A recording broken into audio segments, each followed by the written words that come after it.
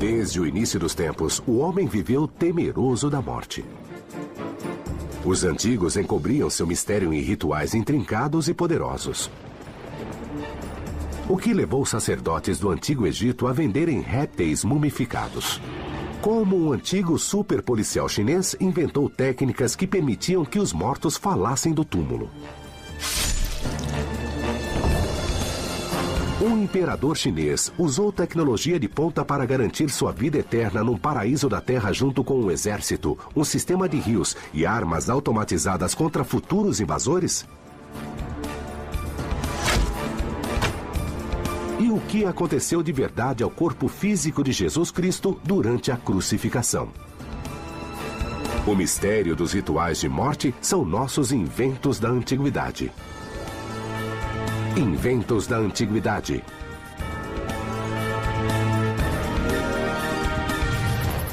Um único fato une todos os seres humanos, desde a primeira civilização até os dias atuais. A morte chega para todos nós. Acho que há uma semelhança entre culturas de todos os tempos, porque todos somos apavorados. Em qualquer época, a humanidade acredita que há algo mais em nossa existência. Essa vida tem perigos e dificuldades, mas há outra vida em algum lugar que vai ser maravilhosa.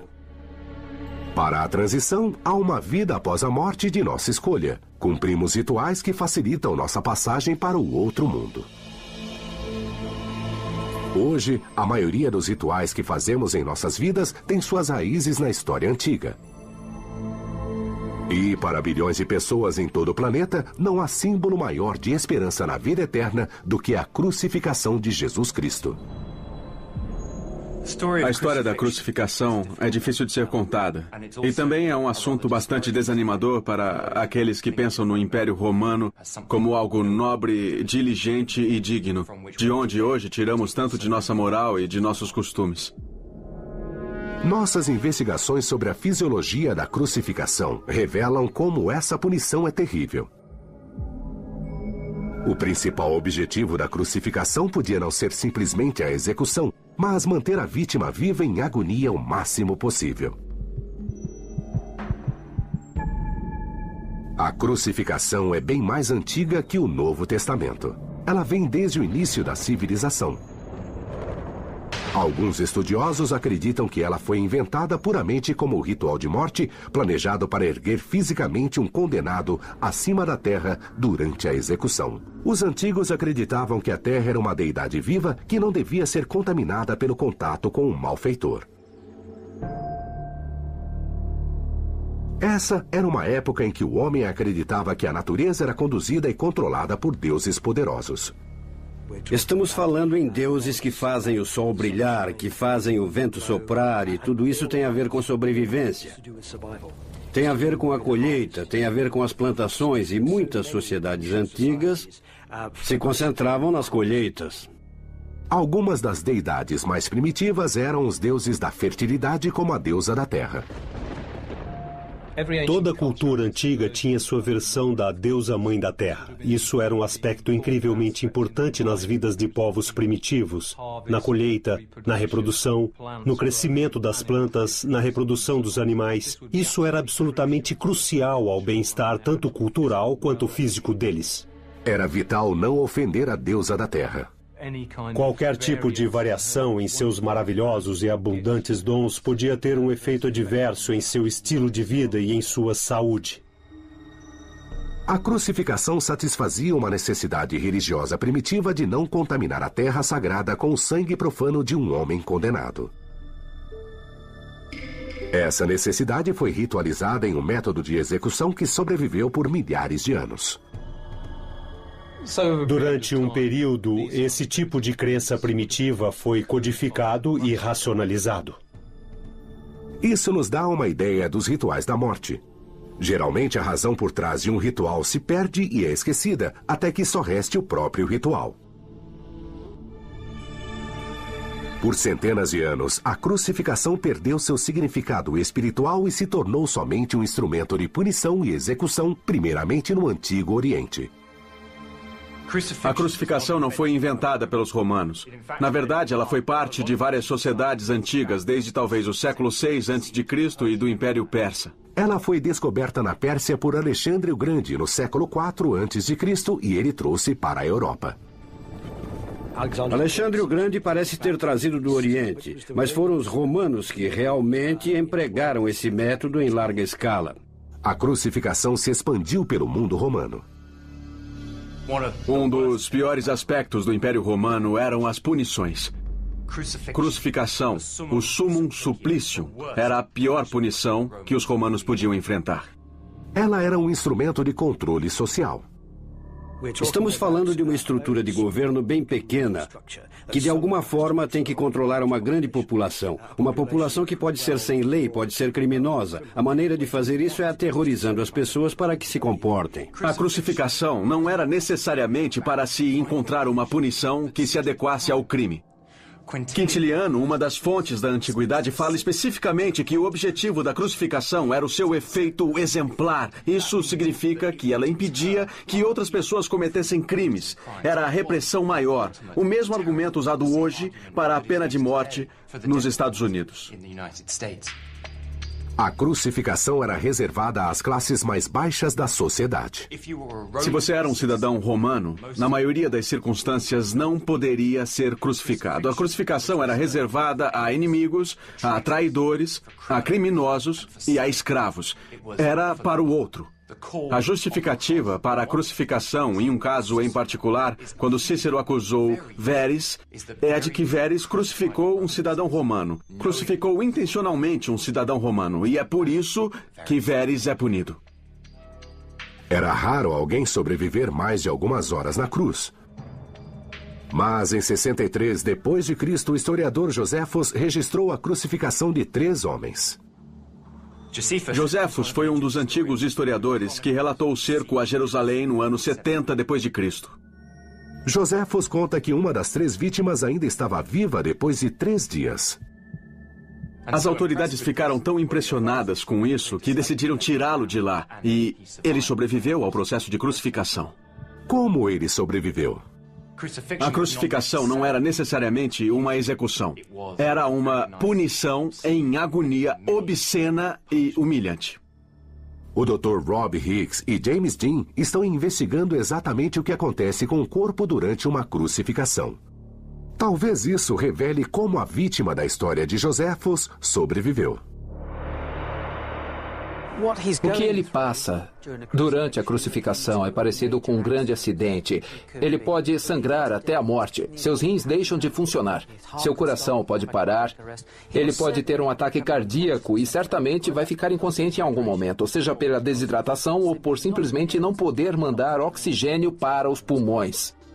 As imagens dos braços esticados e os pregos nas mãos e nos pés é familiar em todo o mundo. Mas agora, pela primeira vez, James e Rob usam imagens em 3D para explorar o trauma interno de uma vítima de crucificação. Eles descobriram que o peso do corpo sobrecarrega os pulmões e fica cada vez mais difícil erguer as costelas para respirar. Vemos o diafragma descer. Vemos os músculos das costas próximos às costelas lutando para recuar, mostrando o quanto ele se esforça para respirar corretamente.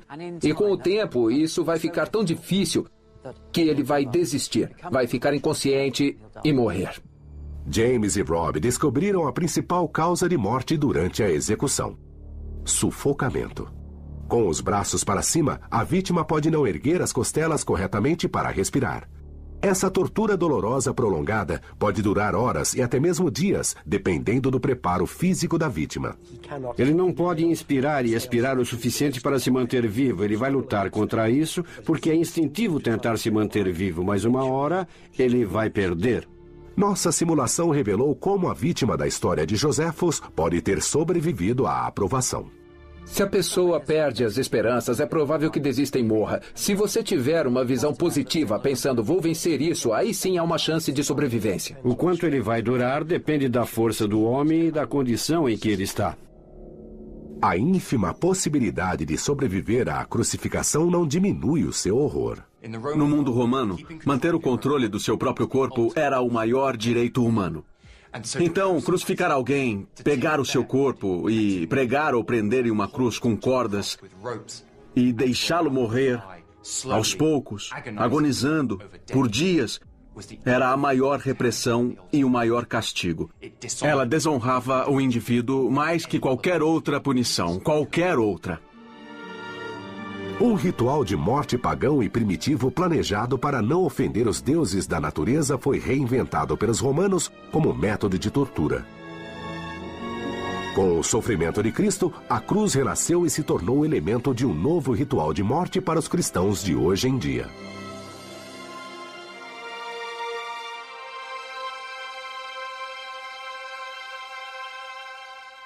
Mas a crença das pessoas sobre o que viria depois da morte muda com o passar do tempo e de cultura para cultura.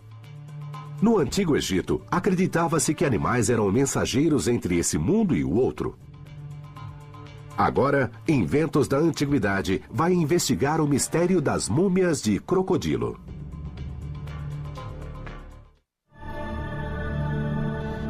O Antigo Egito era uma civilização obcecada pelos rituais de morte. Algumas das construções mais incríveis já criadas foram feitas pelos egípcios e quase todas elas se preocupavam com a morte e com o que viria depois dela. As pirâmides, as grandes tumbas, os templos e as múmias. Mas não só pessoas eram mumificadas. Os antigos egípcios também mumificavam animais. Para descobrir o porquê, a egiptóloga e especialista em múmias Salima Ikram viajou para o templo de Kom-Ombo, nas margens do grande rio Nilo. Provavelmente sempre houve um templo em Kom-Ombo, porque geralmente em todos os locais onde há templos, ele foi construído lá porque aquele lugar já era sagrado há centenas e centenas de anos. O templo é dedicado ao deus crocodilo Sobek. Os antigos egípcios escolhem muitos de seus deuses baseados no mundo natural. E os crocodilos são bichos grandes e aterrorizantes, então eles queriam louvá-los. Também, é claro, tudo que vem do Nilo ou da água tem uma imagem sagrada para os antigos egípcios, porque um de seus mitos da criação diz que o mundo surgiu a partir da água. Sobek estava entre as deidades mais importantes do Egito. Ele surgiu por volta de 2000 a.C., quando vários lagos eram usados e havia crocodilos lá. Então, todos os deuses associados à água, aos poderes da fertilidade e da virilidade, como Sobek, se tornaram muito importantes. E foi aí que Sobek começou a ter grandes templos dedicados a ele. Crocodilos podiam viajar livremente pelo templo em homenagem ao deus. Não só havia imagens tradicionais do deus nos locais sagrados, mas também havia crocodilos vivos, que eram a personificação de Sobek. Então, as pessoas vinham de quilômetros de distância para visitar o deus, fazer oferendas ao deus e também para estar diante da própria deidade. O crocodilo era reverenciado até mesmo depois da morte. Aqui, numa sala reservada a restos dissecados de um animal que um dia vagou no templo. A relíquia inestimável um dia foi venerada por inúmeros peregrinos. Esse crocodilo provavelmente está morto há uns 2000 anos, e talvez até mais. Adoradores também fazem oferendas de crocodilos mumificados aos deuses. Oferecendo um crocodilo votivo, o que o adorador faz é oferecer algo mais íntimo do Deus. E também esse crocodilo mumificado age como um embaixador da pessoa por toda a eternidade, para que sempre tenha alguém que se comunique com Sobek. O primeiro estágio da mumificação é a imersão do corpo em sais naturais para tirar a umidade. Sem a umidade, ele não apodrece. Quando está completamente seco, é coberto numa resina preservadora que protege a superfície da deterioração. Preservar um réptil era relativamente fácil comparado à captura dele. A captura de crocodilos exige alguma habilidade, porque crocodilos são criaturas enormes, muito ferozes. E você não quer estar diante de um deles se não souber muito bem o que está fazendo. Então, acho que capturar crocodilos era uma grande aventura de fé. Mas até a obtenção de um crocodilo era um problema. Não havia muitos por perto. Um dos problemas em se ter tantos peregrinos querendo dar múmias votivas como oferendas é que, às vezes, a demanda excedia a oferta. Os sacerdotes do templo Konombo foram forçados a improvisar. Algumas das múmias de crocodilos não contêm o que deviam conter. Elas podem conter fragmentos dele ou podem conter um pedaço de madeira ou uma pedra ou até um fragmento de um corpo humano, mas enrolados para parecer uma criatura que pudesse ser oferecida. Ninguém sabia o que havia dentro.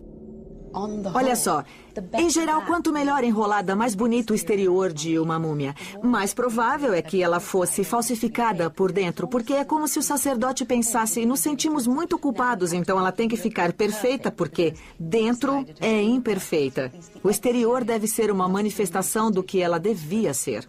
Ainda assim, há uma ambiguidade no engano. Os sacerdotes certamente podiam ter as duas ideias em mente ao mesmo tempo e não se sentirem muito mentirosos.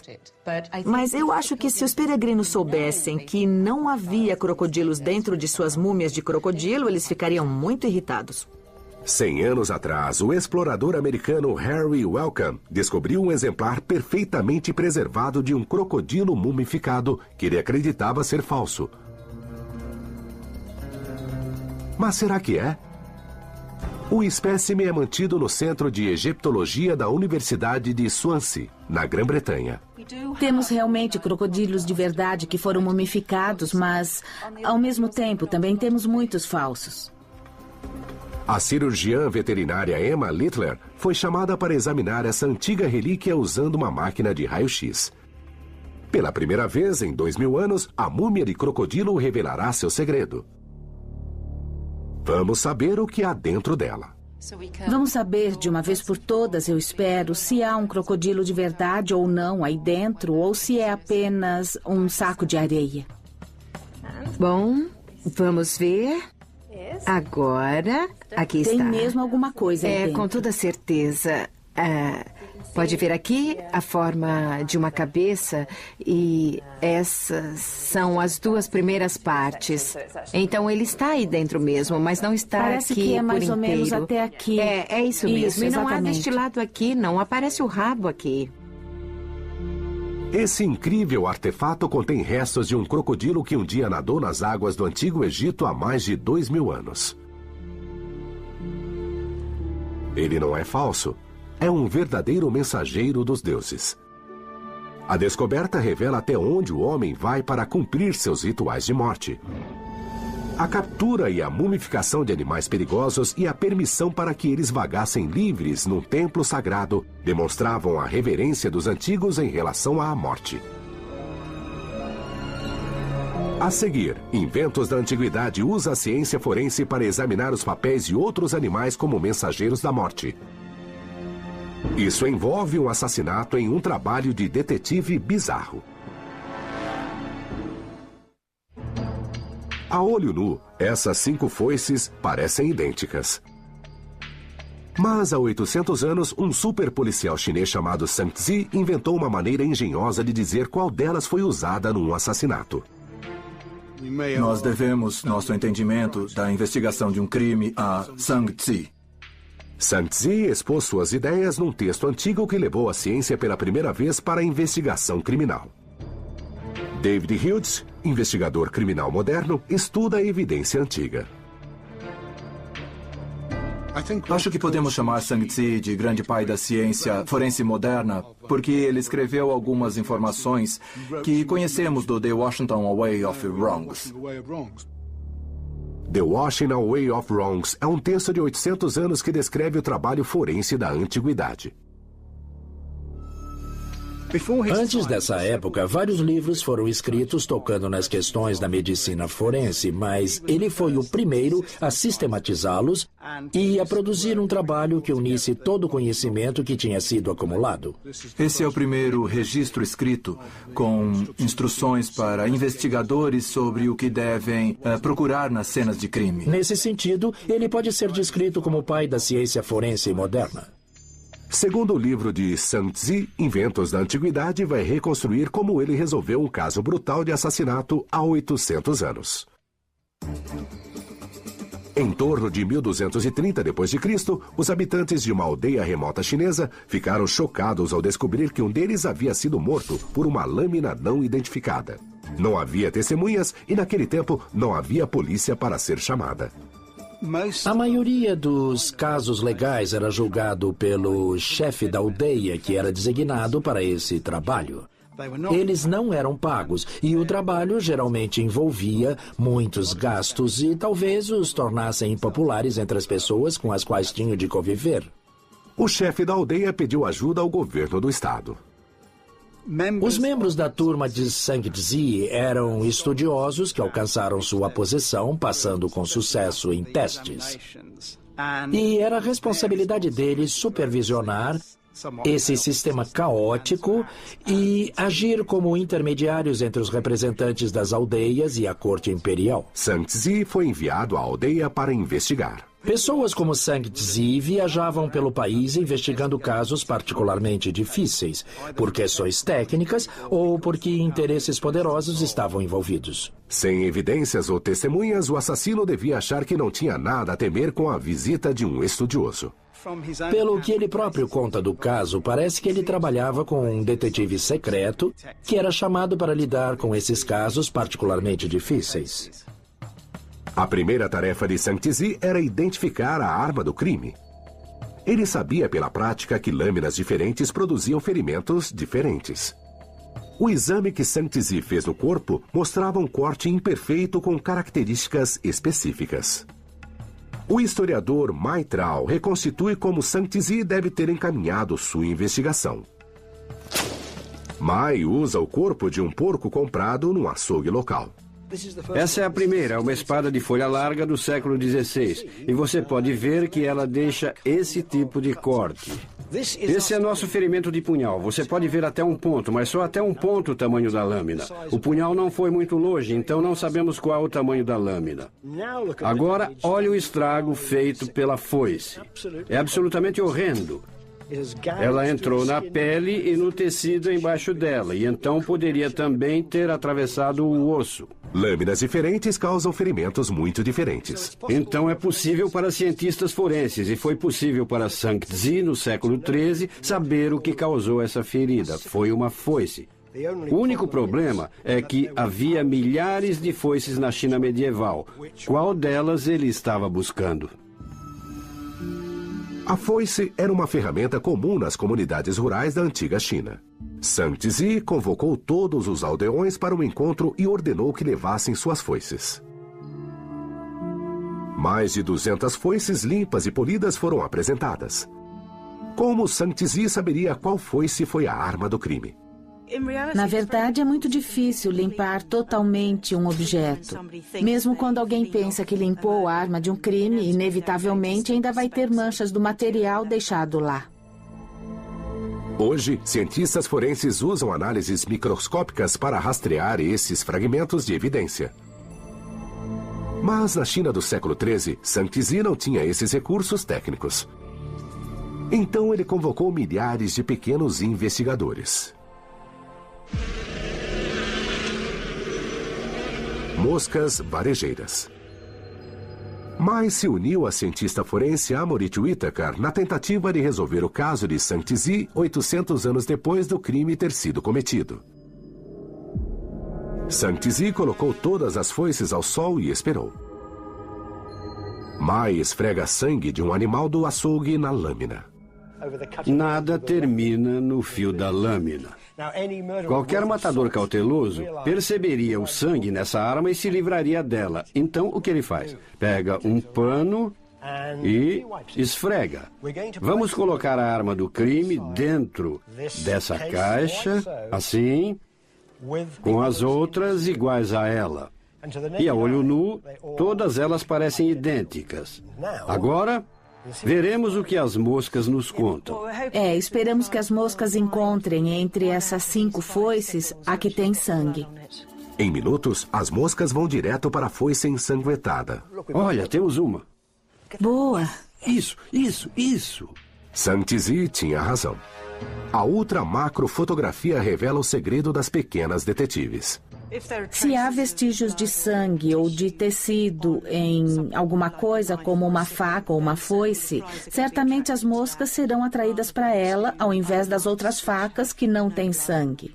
Ao que parece, elas estão em um grande banquete. Fragmentos microscópicos de sangue e tecido continuam presos nas imperfeições do metal.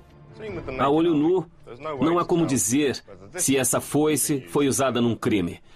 No entanto, se usarmos a visão de uma mosca varejeira, o mundo fica totalmente diferente. De repente, a lâmina não parece tão lisa. Essas imperfeições armazenam partículas de sangue e de tecido, e isso atrai moscas varejeiras, como letreiros de neon de lanchonetes indicam uma boa comida. Mesmo se as moscas não virem as partículas, elas podem confiar em outro sentido, o faro. Pequenas partículas se partem, evaporam e se espalham pelo ar. Essas partículas ativam receptores na mosca varejeira. É quase como se elas pudessem ver o cheiro. Nos confins do século XIII, certamente imaginaríamos que esse seria um caso de homicídio, analisando as evidências. A vítima falou do túmulo através dessas pequenas mensageiras da morte. A investigação forense deu mais um passo para a era moderna. O estudo de insetos continua sendo uma parte importante da moderna investigação de cenas de crimes. Ela é conhecida como entomologia forense. Acho que qualquer um que trabalhe na área da entomologia forense e que seja interessado sabe desse caso. Ele é citado em vários documentos e em toda entrevista dada sobre entomologia forense. Então é muito importante. Até onde eu sei, é o primeiro caso devidamente documentado em que a entomologia forense foi usada para resolver um crime. Nós devemos nosso entendimento da investigação de um crime a Zhangzi. Os rituais e práticas em torno da morte se desenvolveram em resposta à necessidade humana. Nos casos de homicídio de Zhangzi, ele precisava receber informações vindas do morto. Também havia a salvação espiritual cristã através da cruz e as oferendas animais especiais enviadas diretamente a deuses. Mas no século III a.C., a China deu um passo adiante usando a tecnologia para criar a vida depois da morte aqui na Terra.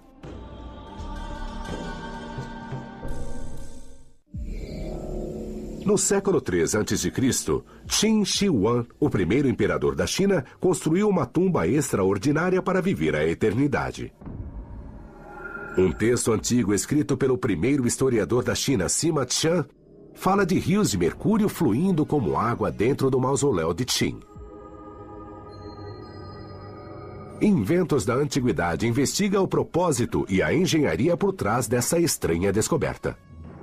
Em 220 a.C., o país estava em guerra havia 500 anos. Tudo começou com 700 estados independentes e em 221 a.C. foram reduzidos a um, que era o estado de Qin. Qin criou uma nação que durou 2000 anos. Qin teve tanto sucesso em sua carreira de conquistas que isso se tornou sinônimo de toda a China hoje. Um império de quase 26 mil quilômetros quadrados, mais rico e poderoso do que se possa imaginar. Qin tinha pavor de perder seu trono e mais pavor ainda de morrer. Ele queria prolongar sua vida e seu poder por toda a eternidade. Então buscou o segredo da vida eterna em todo o mundo conhecido. Ele constantemente enviava emissários para pontos longínquos do globo para que encontrassem poções ou homens sábios que pudessem ajudá-lo nisso. Com medo de voltar de mãos vazias e ser morto, nenhum voltou.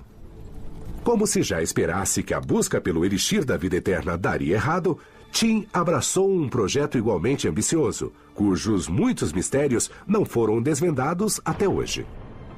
Ao mesmo tempo, assim que ele chegou ao trono, pôs centenas de milhares de condenados para trabalhar na construção de uma tumba para ele. Eu acho isso um paradoxo, porque se você nunca vai morrer, para que vai precisar de um mausoléu? Ele cobria todas as hipóteses. Se não pudesse ter a vida eterna, reinaria para sempre na morte. Ele construiu aquele mausoléu em parte porque precisava daquele reino, daquele império. Ele precisava dos seus recursos, do seu palácio, dos seus guerreiros, dos seus servos e de tudo mais para continuar comandando depois da morte. Ao sul de seu império, ele construiu o complexo do mausoléu numa área de 145 quilômetros quadrados. Há, obviamente, muitas coisas fascinantes no mausoléu do Imperador Qin. Mas se eu tivesse que apontar uma só, provavelmente seria o tamanho do local, porque tudo é tão imenso e tudo que você possa imaginar, ou até coisas que você nunca imaginaria, estão lá. Não só estão lá, como são multiplicadas por 100 ou por 1000. Não é simplesmente um mausoléu. Com montanhas e rios esculpidos nos mínimos detalhes, a tumba era uma réplica exata em escala da China real. A ideia, obviamente, era representar no microcosmo toda a esfera que ele governava. Baseado no antigo texto chinês escrito por Sima Qian, 100 anos depois da morte do imperador, o criador de maquetes antigas, Richard Windley, reconstruiu a planta da tumba. Essas histórias dizem que o mapa era bastante preciso nos detalhes. Temos os rios principais, é provável que o terreno fosse construído com bastante precisão também. Para os rios, Qin não usou água. Ao invés disso, ele encheu canais de mercúrio. O mercúrio é um metal diferente de qualquer outro. Ele é líquido dependendo da temperatura. Essa propriedade única fascinava os antigos chineses e dava significado místico a ele. Eu acho que essa ideia do mercúrio como substância enigmática que desafia a natureza pode explicar o porquê as pessoas achavam que ele também pudesse prolongar suas vidas. Para criar rios inteiros feitos de milhares de toneladas de mercúrio não era a parte mais incrível. Os engenheiros de Qin também planejaram uma turbina que impulsionava o metal líquido pela tumba. Depois da morte do primeiro imperador, seu sucessor ordenou que os trabalhadores que trabalhavam na tumba fossem enterrados vivos para preservar os segredos. Provavelmente por esse motivo, não sabíamos que o mercúrio era bombeado em toda a área. Sima Qian simplesmente diz que era um mecanismo e ele, obviamente, não sabia os detalhes. Richard Windley está trabalhando com reconhecidos acadêmicos para especular como essa proeza hidráulica pode ter sido executada. É por aqui, viu? Vi. Janice Lee é a curadora sênior do local e uma das maiores autoridades mundiais nele. Você acha que temos uma boa representação aqui? Acho. Os especialistas criaram uma teoria que pode nos dar novas ideias sobre como os rios de mercúrio fluíam pela tumba. Evidências arqueológicas do mesmo período mostram que os antigos chineses eram peritos na roda hidráulica e no eixo de roda. Sabemos que havia fontes subterrâneas na área. Seria bastante fácil, com a tecnologia da época, utilizá-las para algum tipo de moinho que levasse o mercúrio pela tumba. O que eu decidi fazer para resolver esse problema na maquete foi uma roda hidráulica horizontal. Ela impulsiona um tipo de roda propulsora. Temos uma roda horizontal movendo uma roda vertical. Richard enche os rios da maquete com um substituto para o mercúrio e liga o fluxo para simular a ação dos rios subterrâneos verdadeiros. Parece que está funcionando. Parece ter se ajustado e está trabalhando muito bem. A água do rio segue por um canal passando por uma roda horizontal por baixo da terra. Isso é conectado por um sistema de engrenagens a uma roda vertical que impulsiona o mercúrio pela tumba. Enquanto a fonte de água fluísse, o imperador teria rios de metal líquido passando por seu império após a morte por toda a eternidade. Rodeado de rios do mercúrio que dá a vida, o imperador poderia reinar sobre sua réplica de reino pela eternidade e finalmente satisfazer seu sonho da vida toda de comandar para sempre. Mas só para garantir, ele adotou ainda mais políticas de segurança. Sima Qian menciona detalhes mais sinistros desses antigos rituais de morte. O imperador Qin foi acompanhado em sua jornada para o outro mundo por centenas de escravos e cucumbinas, todos enterrados vivos. Ele também teve 8.000 guerreiros de terracota para guardá-lo em um sistema de armadilhas fatais. Talvez o mais prático contra os ladrões de covas do futuro. As defesas de Shin são o nosso único invento da antiguidade. Isso é parte de um complexo de tumbas construído no século III a.C. como descanso eterno do primeiro imperador de um dos impérios mais bem-sucedidos do mundo, a China. Como saído de uma história de Indiana Jones, essa mega-tumba era cheia de armas e tesouros condizentes com o homem mais poderoso da Terra. Com tanta coisa de valor na tumba, o imperador precisava saber que seu descanso eterno estaria seguro de ladrões ou alguém que quisesse profanar o local. Para garantir a segurança dele e de seus pertences, ele ordenou que seus engenheiros produzissem soluções que pareciam saídas de um filme. Armadilhas defensivas. Nos registros históricos, há informações sobre a tumba que dizem que nos corredores escuros dela havia balistas com gatilhos para que, se algum ladrão ousasse entrar na tumba, as balistas disparassem suas flechas automaticamente. Inventos da Antiguidade está investigando as técnicas de defesas da tumba do primeiro imperador. Nossa investigação usa seu conhecimento da tecnologia chinesa contemporânea para especular sobre quais seriam essas armadilhas.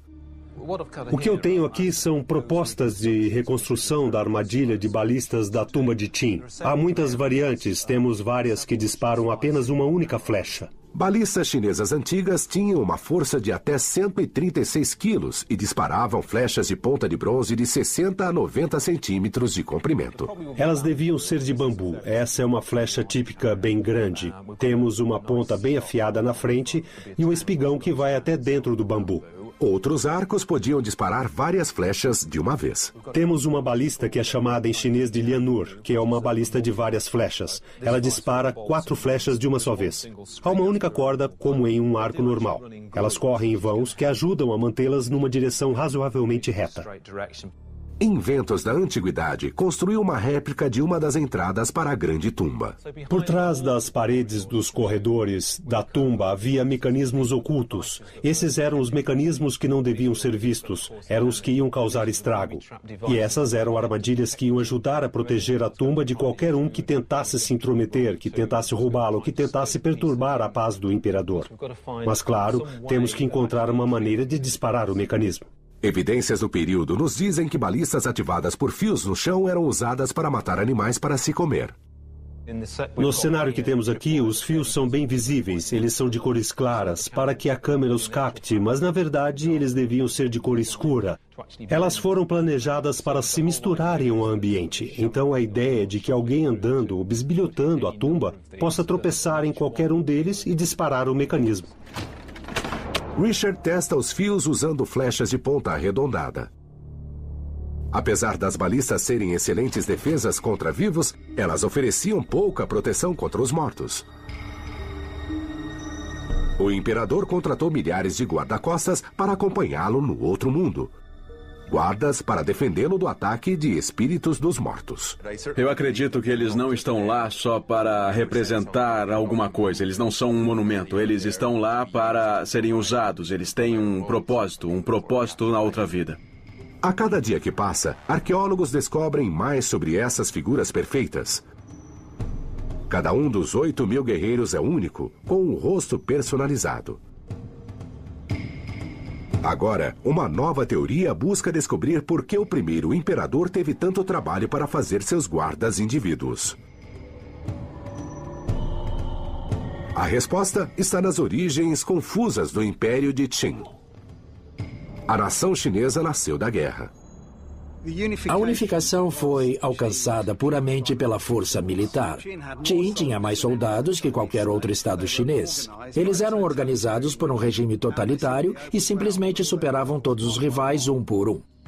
A China, como ficou conhecida, era comandada por um reino de terror. A corte do primeiro imperador era comandada de maneira bem autoritária, enfatizando sempre punições rígidas, leis inflexíveis e subordinação a tudo que interessasse ao Estado. A vida na corte de Qin devia ser aterrorizante. Os súditos do jovem Estado viviam com medo de seu novo imperador. E o imperador vivia com medo de seus súditos. Com o tempo, o imperador também ficava cada vez mais e mais paranoico. Ele se mudava em segredo de um palácio para outro para evitar a possibilidade de um assassinato. Parece que o imperador continuou paranoico até mesmo na morte. Temendo os vários inimigos que fez até sua chegada ao poder, o imperador Qin se cercou de guardas de elite nessa vida e planejou levá-los para outra. Eles são o exército que continuaria depois da morte. Se um homem precisava de um exército em vida, podia precisar de um exército depois da morte também. Um homem que foi responsável pelas mortes de milhares tinha todos os motivos para se preocupar com quem poderia esperar por ele do outro lado. Se a gente acreditar que as pessoas, depois que morrem, continuam a viver e a manter seus pertences, seu poder e etc., isso se aplicaria ao imperador e também a todos os outros. Se durante o seu governo ele matou e massacrou milhares de pessoas, incluindo guerreiros muito poderosos, reis e príncipes, certamente essas pessoas esperariam por ele depois da morte para se vingarem. A paranoia e o ego do primeiro imperador exigiam que ele fosse cercado por guardas de elite. Mas ele não ordenou que seu verdadeiro grupo fosse enterrado com ele. De acordo com textos antigos escritos pelo historiador Sima Qian, o imperador Qin teve toda a sua corte enterrada viva com ele. Servos, esposas, músicos, animadores, até seu cavalo e sua charrete preferidos. O fardo de acompanhar o imperador após a morte pareceu injusto a seus servos e seguidores. Seu sucessor enterrou suas concubinas vivas com ele. E os trabalhadores que fizeram a tumba também foram enterrados, em parte para assegurar que os segredos dos aparatos de segurança pudessem continuar escondidos. Se ele ordenou as mortes de centenas de pessoas, por que não exigiu que seus guarda-costas fossem enterrados vivos com ele? A resposta pode ser simples e também esclarece uma antiga crença chinesa. O motivo para isso é, obviamente, que os soldados eram os mais fortes de toda a China e não seria fácil convencê-los a servir como sacrifícios humanos. O imperador resolveu criar o famoso exército de terracota porque percebeu que depois de sua morte não haveria ninguém forte o suficiente para obrigar os soldados mais fortes da região a irem com ele. Apesar de sua lealdade, tamanha devoção a seu senhor era mais do que ele poderia esperar. E seu sucessor também poderia não querer sacrificar bens tão valiosos. Um exército de 8.000 não pode ser descartado. Isso virou um dilema para Qin. Ele não poderia levar sua guarda real para a tumba, mas era paranoico demais para se cercar de estranhos que podiam ter se infiltrado lá para atacá-lo depois da morte. Cada um dos 8.000 guerreiros de terracota foi representado como um indivíduo, com características individuais esculpidas. Acho razoável imaginar que eles representem pessoas reais que protegiam o imperador em vida. Afinal, para alguém paranoico que vivia sempre com medo de ser assassinado, ele não gostaria de ir para o outro mundo acompanhado de gente desconhecida. Devia ser tranquilizador que essas imagens representassem as poucas pessoas na Terra que ele conhecia e confiava. Se as características dos guerreiros de terracota são verdadeiros retratos de soldados reais, então quando olhamos esses rostos de pedras silenciosos, vemos os rostos de homens que um dia protegeram e lutaram pelo fundador de um dos maiores impérios que o mundo já conheceu.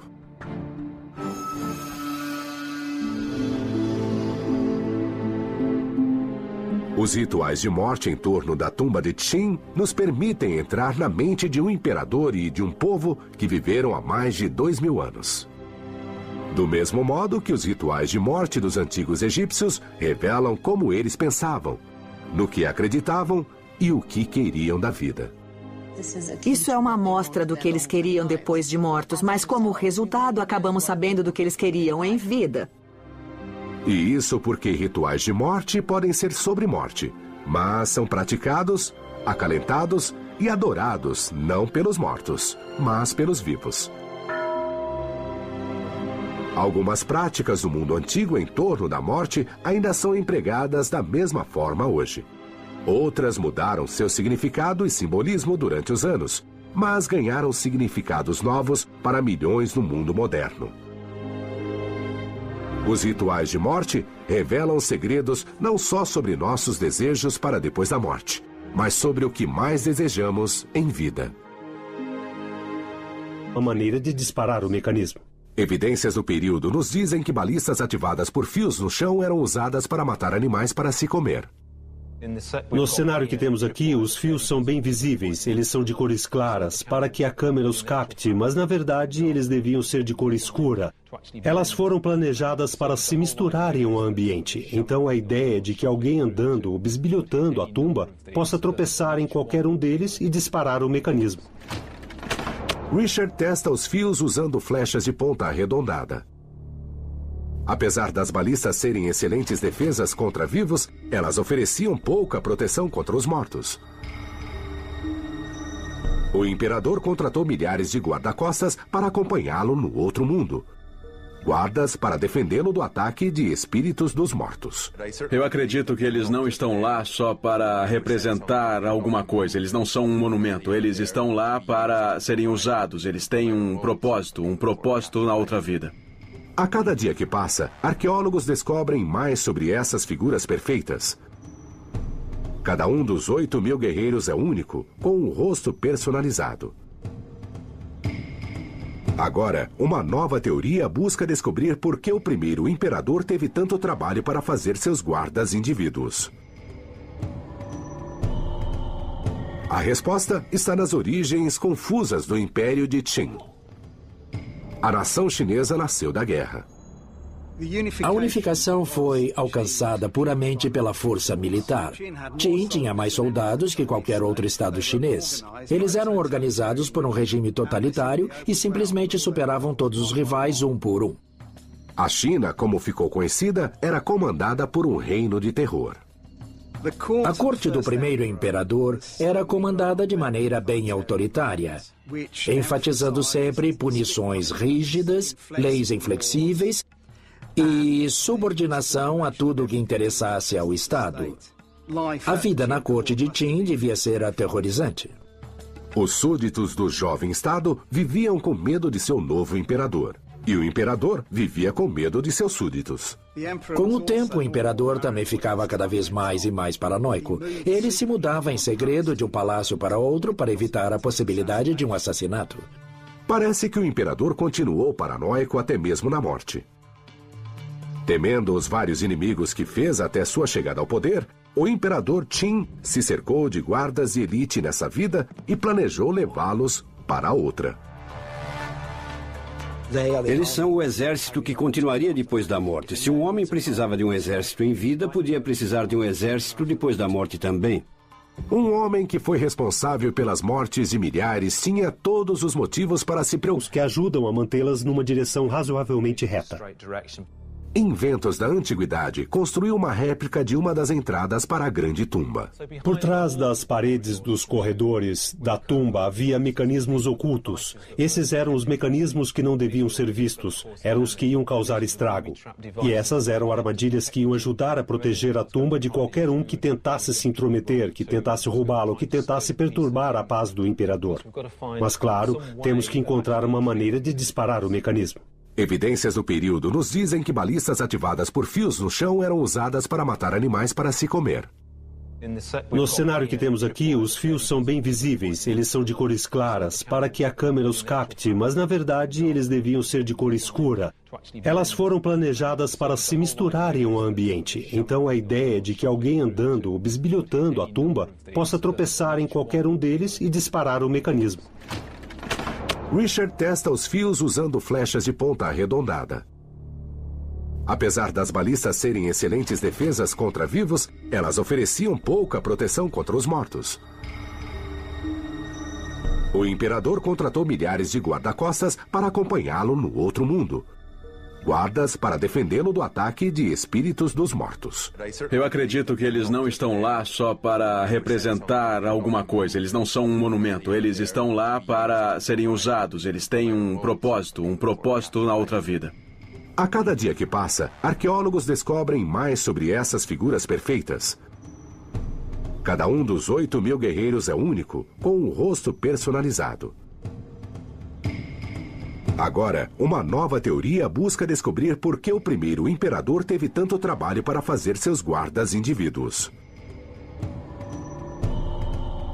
A resposta está nas origens confusas do Império de Qin. A nação chinesa nasceu da guerra. A unificação foi alcançada puramente pela força militar. Qin tinha mais soldados que qualquer outro estado chinês. Eles eram organizados por um regime totalitário e simplesmente superavam todos os rivais um por um. A China, como ficou conhecida, era comandada por um reino de terror. A corte do primeiro imperador era comandada de maneira bem autoritária, enfatizando sempre punições rígidas, leis inflexíveis e subordinação a tudo que interessasse ao Estado. A vida na corte de Qin devia ser aterrorizante. Os súditos do jovem Estado viviam com medo de seu novo imperador. E o imperador vivia com medo de seus súditos. Com o tempo, o imperador também ficava cada vez mais e mais paranoico. Ele se mudava em segredo de um palácio para outro para evitar a possibilidade de um assassinato. Parece físico da vítima. Ele não pode inspirar e expirar o suficiente para se manter vivo. Ele vai lutar contra isso porque é instintivo tentar se manter vivo, mas uma hora ele vai perder. Nossa simulação revelou como a vítima da história de Joséfos pode ter sobrevivido à aprovação. Se a pessoa perde as esperanças, é provável que desista e morra. Se você tiver uma visão positiva, pensando, vou vencer isso, aí sim há uma chance de sobrevivência. O quanto ele vai durar depende da força do homem e da condição em que ele está. A ínfima possibilidade de sobreviver à crucificação não diminui o seu horror. No mundo romano, manter o controle do seu próprio corpo era o maior direito humano. Então, crucificar alguém, pegar o seu corpo e pregar ou prender em uma cruz com cordas e deixá-lo morrer aos poucos, agonizando por dias, era a maior repressão e o maior castigo. Ela desonrava o indivíduo mais que qualquer outra punição, qualquer outra. Um ritual de morte pagão e primitivo planejado para não ofender os deuses da natureza foi reinventado pelos romanos como método de tortura. Com o sofrimento de Cristo, a cruz renasceu e se tornou elemento de um novo ritual de morte para os cristãos de hoje em dia.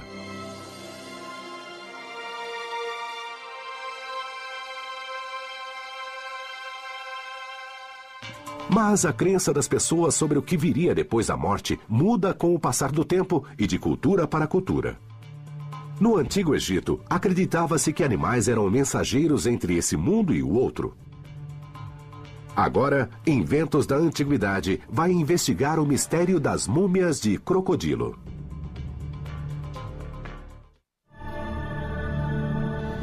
O Antigo Egito era uma civilização obcecada pelos rituais de morte.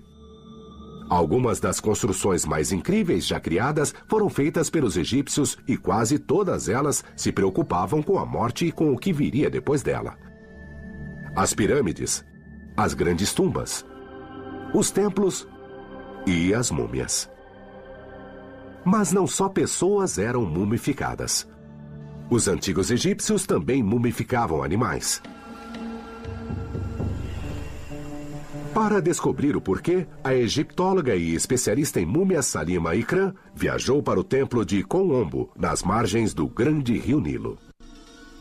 Provavelmente sempre houve um templo em Kon-Ombo, porque geralmente em todos os locais onde há templos, ele foi construído lá porque aquele lugar já era sagrado há centenas e centenas de anos. O templo é dedicado ao deus crocodilo Sobek.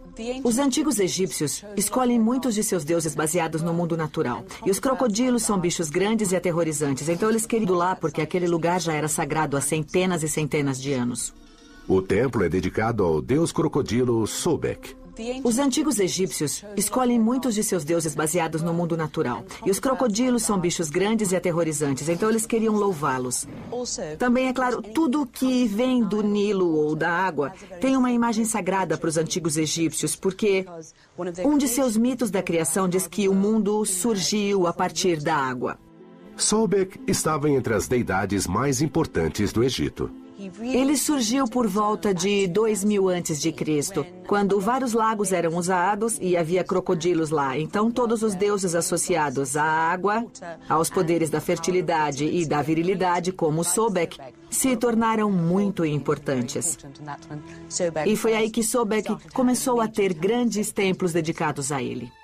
Crocodilos podiam viajar livremente pelo templo em homenagem ao deus. Não só havia imagens tradicionais do deus nos locais sagrados, mas também havia crocodilos vivos, que eram a personificação de Sobek. Então, as pessoas vinham de quilômetros de distância para visitar o deus, fazer oferendas ao deus e também para estar diante da própria deidade. O crocodilo era reverenciado até mesmo depois da morte. Aqui, numa sala reservada a restos dissecados de um animal que um dia vagou no templo. A relíquia inestimável um dia foi venerada por inúmeros peregrinos. Esse crocodilo provavelmente está morto há uns 2000 anos, e talvez até mais. Adoradores também fazem oferendas de crocodilos mumificados aos deuses. Oferecendo um crocodilo votivo, o que o adorador faz é oferecer algo mais íntimo do Deus. E também esse crocodilo mumificado age como um embaixador da pessoa por toda a eternidade, para que sempre tenha alguém que se comunique com Sobek. O primeiro estágio da mumificação é a imersão do corpo em sais naturais para tirar a umidade. Sem a umidade, ele não apodrece. Quando está completamente seco, é coberto numa resina preservadora que protege a superfície da deterioração. Preservar um réptil era relativamente fácil comparado à captura dele.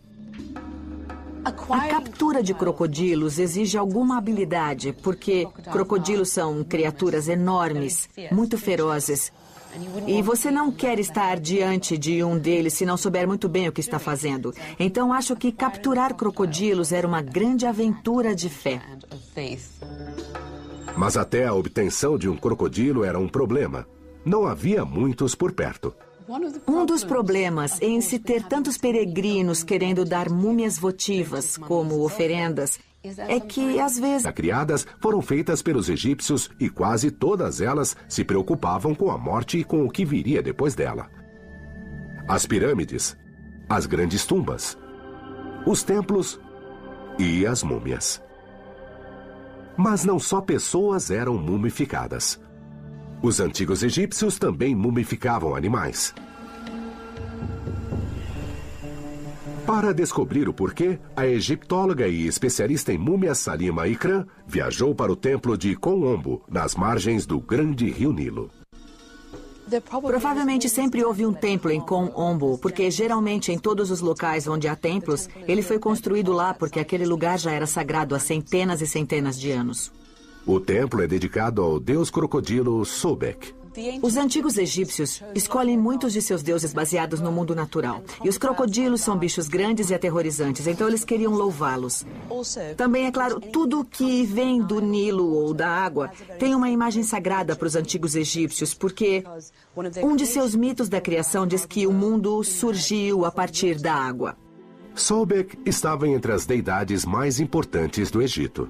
Ele surgiu por volta de 2000 a.C., quando vários lagos eram usados e havia crocodilos lá. Então, todos os deuses associados à água, aos poderes da fertilidade e da virilidade, como Sobek, se tornaram muito importantes. E foi aí que Sobek começou a ter grandes templos dedicados a ele. Crocodilos podiam viajar livremente pelo templo em homenagem ao deus. Não só havia imagens tradicionais do deus nos locais sagrados, mas também havia crocodilos vivos, que eram a personificação de Sobek. Então, as pessoas vinham de quilômetros de distância para visitar o deus, fazer oferendas ao deus e também para estar diante da própria deidade. O crocodilo era reverenciado até mesmo depois da morte. Aqui, numa sala reservada a restos dissecados de um animal que um dia vagou no templo. A relíquia inestimável um dia foi venerada por inúmeros peregrinos.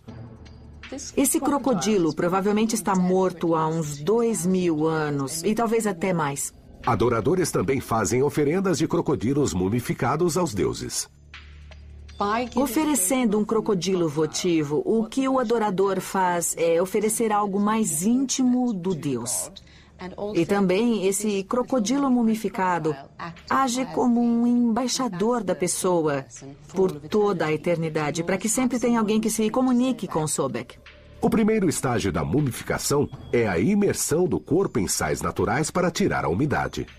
Sem a umidade, ele não apodrece. Quando está completamente seco, é coberto numa resina preservadora. Acho que qualquer um que trabalhe na área da entomologia forense e que seja interessado sabe desse caso. Ele é citado em vários documentos e em toda entrevista dada sobre entomologia forense. Então é muito importante. Até onde eu sei, é o primeiro caso devidamente documentado em que a entomologia forense foi usada para resolver um crime. Nós devemos nosso entendimento da investigação de um crime a Zhangzi. Os rituais e práticas em torno da morte se desenvolveram em resposta à necessidade humana. Nos casos de homicídio de Zhangzi, ele precisava receber informações vindas do morto.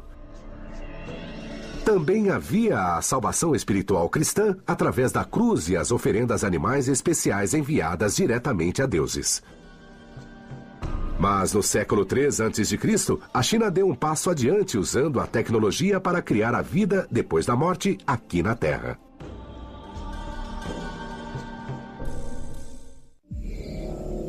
No século III a.C., Qin Shi Huang, o primeiro imperador da China, construiu uma tumba extraordinária para viver a eternidade. Um texto antigo escrito pelo primeiro historiador da China, Sima Qian, fala de rios de mercúrio fluindo como água dentro do mausoléu de Qin. Inventos da Antiguidade investiga o propósito e a engenharia por trás dessa estranha descoberta. Em 220 a.C., o país estava em guerra havia 500 anos. Tudo começou com 700 estados independentes e em 221 a.C. foram reduzidos a um, que era o estado de Qin. Qin criou uma nação que durou 2.000 anos. Qin teve tanto sucesso em sua carreira de conquistas que isso se tornou sinônimo de toda a China hoje. Um império de quase 26.000 quilômetros quadrados, mais rico e poderoso do que se possa imaginar. Qin tinha pavor de perder seu trono e mais pavor ainda de morrer. Ele queria prolongar sua vida e seu poder por toda a eternidade. Então buscou o segredo da vida eterna em todo o mundo conhecido. Ele constantemente enviava emissários para pontos longínquos do globo para que encontrassem poções ou homens sábios que pudessem ajudá-lo nisso. Com medo de voltar de mãos vazias e ser morto, nenhum voltou. Como se já esperasse que a busca pelo elixir da vida eterna daria errado, Qin abraçou um projeto igualmente ambicioso, cujos muitos mistérios não foram desvendados até hoje. Ao mesmo tempo, assim que ele chegou ao trono, pôs centenas de milhares de condenados para trabalhar na construção de uma tumba para ele. Eu acho isso um paradoxo, porque se você nunca vai morrer... Por centenas de anos, a crucificação perdeu seu significado espiritual e se tornou somente um instrumento de punição e execução, primeiramente no Antigo Oriente. A crucificação não foi inventada pelos romanos. Na verdade, ela foi parte de várias sociedades antigas, desde talvez o século VI a.C. e do Império Persa. Ela foi descoberta na Pérsia por Alexandre o Grande no século IV a.C. e ele trouxe para a Europa. Alexandre o Grande parece ter trazido do Oriente, mas foram os romanos que realmente empregaram esse método em larga escala. A crucificação se expandiu pelo mundo romano. Um dos piores aspectos do Império Romano eram as punições. Crucificação, o summum supplicium, era a pior punição que os romanos podiam enfrentar. Ela era um instrumento de controle social. Estamos falando de uma estrutura de governo bem pequena, que de alguma forma tem que controlar uma grande população. Uma população que pode ser sem lei, pode ser criminosa. A maneira de fazer isso é aterrorizando as pessoas para que se comportem. A crucificação não era necessariamente para se encontrar uma punição que se adequasse ao crime. Quintiliano, uma das fontes da antiguidade, fala especificamente que o objetivo da crucificação era o seu efeito exemplar. Isso significa que ela impedia que outras pessoas cometessem crimes. Era a repressão maior. O mesmo argumento usado hoje para a pena de morte nos Estados Unidos. A crucificação era reservada às classes mais baixas da sociedade. Se você era um cidadão romano, na maioria das circunstâncias não poderia ser crucificado. A crucificação era reservada a inimigos, a traidores, a criminosos e a escravos. Era para o outro. A justificativa para a crucificação, em um caso em particular, quando Cícero acusou Verres, é a de que Verres crucificou um cidadão romano. Crucificou intencionalmente um cidadão romano, e é por isso que Verres é punido. Era raro alguém sobreviver mais de algumas horas na cruz. Mas em 63 depois de Cristo, o historiador Joséfos registrou a crucificação de 3 homens. Joséfos foi um dos antigos historiadores que relatou o cerco a Jerusalém no ano 70 depois de Cristo. Joséfos conta que uma das 3 vítimas ainda estava viva depois de 3 dias. As autoridades ficaram tão impressionadas com isso que decidiram tirá-lo de lá. E ele sobreviveu ao processo de crucificação. Como ele sobreviveu? A crucificação não era necessariamente uma execução. Era uma punição em agonia obscena e humilhante. O Dr. Rob Hicks e James Dean estão investigando exatamente o que acontece com o corpo durante uma crucificação, que seus engenheiros produzissem soluções que pareciam saídas de um filme. Armadilhas defensivas. Nos registros históricos, há informações sobre a tumba que dizem que nos corredores escuros dela havia balistas com gatilhos para que, se algum ladrão ousasse entrar na tumba, as balistas disparassem suas flechas automaticamente. Inventos da Antiguidade está investigando as técnicas de defesas da tumba do primeiro imperador. Nossa investigação usa seu conhecimento da tecnologia chinesa contemporânea para especular sobre quais seriam essas armadilhas. O que eu tenho aqui são propostas de reconstrução da armadilha de balistas da tumba de Qin. Há muitas variantes, temos várias que disparam apenas uma única flecha. Balistas chinesas antigas tinham uma força de até 136 quilos e disparavam flechas de ponta de bronze de 60 a 90 centímetros de comprimento. Elas deviam ser de bambu. Essa é uma flecha típica bem grande. Temos uma ponta bem afiada na frente e um espigão que vai até dentro do bambu. Outros arcos podiam disparar várias flechas de uma vez. Temos uma balista que é chamada em chinês de Lianur, que é uma balista de várias flechas. Ela dispara 4 flechas de uma só vez. Há uma única corda, como em um arco normal. Elas correm em vãos que ajudam a mantê-las numa direção razoavelmente reta. Inventos da Antiguidade construiu uma réplica de uma das entradas para a grande tumba. Por trás das paredes dos corredores da tumba havia mecanismos ocultos. Esses eram os mecanismos que não deviam ser vistos, eram os que iam causar estrago. E essas eram armadilhas que iam ajudar a proteger a tumba de qualquer um que tentasse se intrometer, que tentasse roubá-lo, que tentasse perturbar a paz do imperador. Mas, claro, temos que encontrar uma maneira de disparar o mecanismo. Evidências do período nos dizem que balistas ativadas por fios no chão eram usadas para matar animais para se comer. No cenário que temos aqui, os fios são bem visíveis. Eles são de cores claras, para que a câmera os capte, mas na verdade eles deviam ser de cor escura.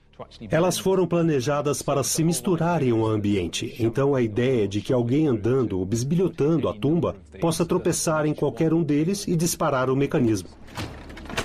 Richard testa os fios usando flechas de ponta arredondada. Apesar das balistas serem excelentes defesas contra vivos, elas ofereciam pouca proteção contra os mortos. O imperador contratou milhares de guarda-costas para acompanhá-lo no outro mundo. guardas para defendê-lo do ataque de espíritos dos mortos. Eu acredito que eles não estão lá só para representar alguma coisa. Eles não são um monumento. Eles estão lá... Agora, olha o estrago feito pela foice. É absolutamente horrendo. Ela entrou na pele e no tecido embaixo dela, e então poderia também ter atravessado o osso. Lâminas diferentes causam ferimentos muito diferentes. Então é possível para cientistas forenses, e foi possível para Zhang Zi, no século XIII, saber o que causou essa ferida. Foi uma foice. O único problema é que havia milhares de foices na China medieval. Qual delas ele estava buscando? A foice era uma ferramenta comum nas comunidades rurais da antiga China. Zhang Zi convocou todos os aldeões para um encontro e ordenou que levassem suas foices. Mais de 200 foices limpas e polidas foram apresentadas. Como Zhang Zi saberia qual foice foi a arma do crime? Na verdade, é muito difícil limpar totalmente um objeto. Mesmo quando alguém pensa que limpou a arma de um crime, inevitavelmente ainda vai ter manchas do material deixado lá. Hoje, cientistas forenses usam análises microscópicas para rastrear esses fragmentos de evidência. Mas na China do século XIII, Zhang Zi não tinha esses recursos técnicos. Então ele convocou milhares de pequenos investigadores. Moscas varejeiras. Mas se uniu a cientista forense Amorit Whitaker na tentativa de resolver o caso de Zhang Zi 800 anos depois do crime ter sido cometido. Zhang Zi colocou todas as foices ao sol e esperou. Mai esfrega sangue de um animal do açougue na lâmina.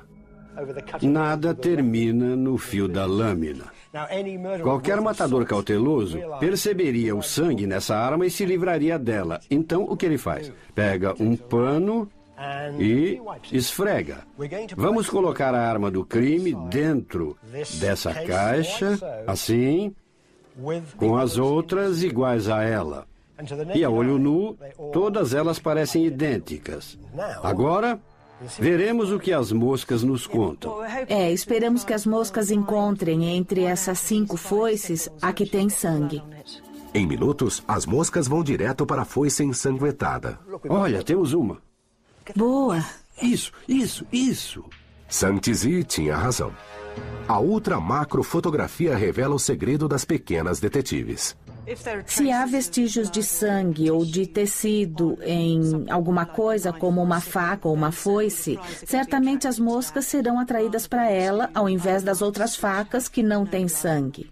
Ao que parece, elas estão em um grande banquete. Fragmentos microscópicos de sangue e tecido continuam presos na... Viajou para o templo de Kon'ombo, nas margens do grande rio Nilo. Provavelmente sempre houve um templo em Kon'ombo, porque geralmente em todos os locais onde há templos, ele foi construído lá porque aquele lugar já era sagrado há centenas e centenas de anos. O templo é dedicado ao deus crocodilo Sobek.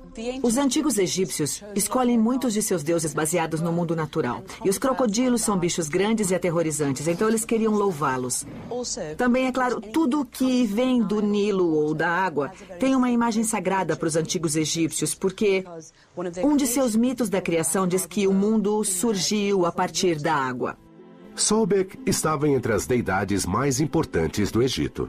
Ele surgiu por volta de 2000 a.C., quando vários lagos eram usados e havia crocodilos lá. Então, todos os deuses associados à água, aos poderes da fertilidade e da virilidade, como Sobek, se tornaram muito importantes.